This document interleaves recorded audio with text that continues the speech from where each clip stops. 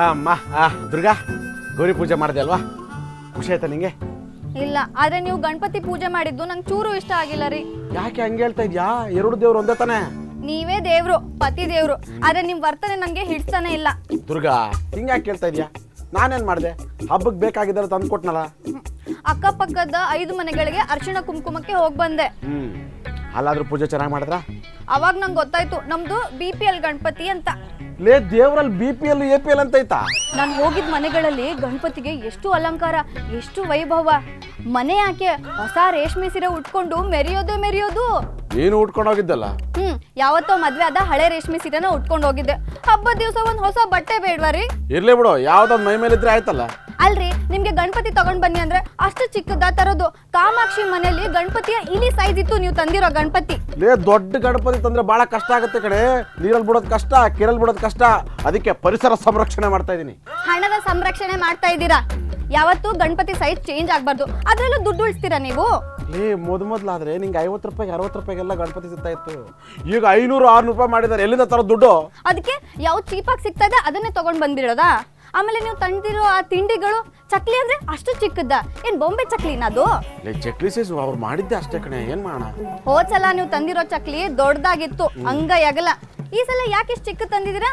ನೋಡಮ್ಮ, ಪೂಜೆಗೆ 21 ಚಕ್ಲಿ ಬೇಕು, ಸೈಜ್ ಮುಖ್ಯ ಅಲ್ಲ. ಅದಕ್ಕೆ 21 ಚಕ್ಲಿ ನಾನು ಸ್ವಲ್ಪ ಚಿಕ್ಕ ತಂದಪ್ಪ ಅಷ್ಟೇ. ರೀ, ನೀವು ಎಲ್ಲಾ ಕಡೆನೂ ದುಡ್ಡು ಉಳಿಸ್ತೀರಲ್ಲ, ನೀವು ಕೊಡ್ಸಿರೋ ಕಾಟನ್ ಸೀರೆ ನಾನು ಹಬ್ಬಕ್ಕೆ ಉಟ್ಕೊಳಕ್ಕಾಗತ್ತಾ? ದುರ್ಗಾ ಏನೋ ಹೆಂಗಂತೀಯ? ಕಾಟನ್ ಸೀರೆ ತುಂಬಾ ಶ್ರೇಷ್ಠ ಕಣೆ. ಕಾಟನ್ ಸೀರೆ ಉಟ್ರೆ ಒಳ್ಳೆ ರಂಬೆ ತರ ಕಾಣಿಸ್ತೀಯ. ಉಟ್ಕೊಂಡು ಆದ್ಮೇಲೆ ಅದಕ್ಕೆ ವಾಷಿಗೆ ಹಾಕ್ಮೇಲೆ ಗಂಜಲ್ ಹಾಕ್ಬೇಕಾಗುತ್ತೆ. ಹಾಕು, ಅಂದ್ರೆ ಗಂಜಿಗೆ ಹಾಕು. ಜೊತೆಗೆ ಒಗ್ಗರಣೆನೂ ಹಾಕ್ತೀನಿ, ಚಿತ್ರಾನ್ನ ಆಗುತ್ತೆ. ಲೇ ಹಬ್ಬದ ದಿನ ಹೊಸ ಬಟ್ಟೆ ಇದ್ರೆ ಸಾಕು ಅಂತ ತಂದಪ್ಪ. ಅಕ್ಕಪಕ್ಕ ಮನೆಗಳಿಗೆ ಹೋದ್ಮೇಲೆ ನಂಗೆ ಒಂಥರ ಸಿಟ್ಟು ಬರ್ತಾ ಇದೆ. ಅವರು ಫಿಟ್ಟಿಂಗ್ ಇಟ್ಟು ಕಳಿಸ್ಬಿಟ್ರಾ?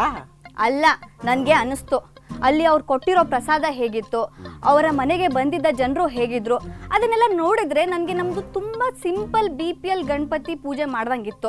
ಒಂಥರ ಸರ್ಕಾರಿ ಶಾಲೆಯಲ್ಲಿ ಗಣಪತಿ ಕೂರ್ಸ್ತಾರೆ ನೋಡಿ, ಹಾಗಿತ್ತು. ಲೇ ಗಣಪತಿಗೆ ಗೌರ್ಮೆಂಟ್ ಸ್ಕೂಲ್ ಅಂದ್ರೆ ಇಷ್ಟ ಕಣೆ, ಅದ್ ನಿನಗೆ ಗೊತ್ತಾ? ನೋಡ್ರಿ, ನೀವು ಎಲ್ಲದ್ರಲ್ಲೂ ದುಡ್ಡು ಉಳಿಸಿದ್ರೆ ಆಗೋದಿಲ್ಲ. ಈ ತರ ಜಿಪುಣ ಗಂಡನ ನಾನು ಎಲ್ಲೂ ನೋಡಿಲ್ಲ. ಲೇ ಗಣಪತಿ ಸೈ ಚಿಕ್ಕ ತಂದೆ ಅಂತ ಸಿಟ್ಟು ಮಾಡ್ಕೊಂಡಿದ್ಯಾ?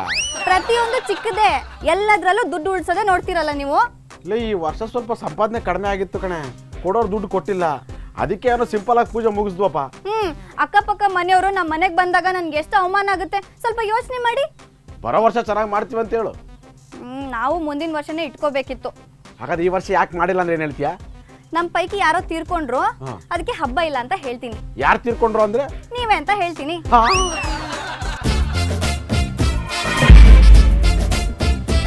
Trending super star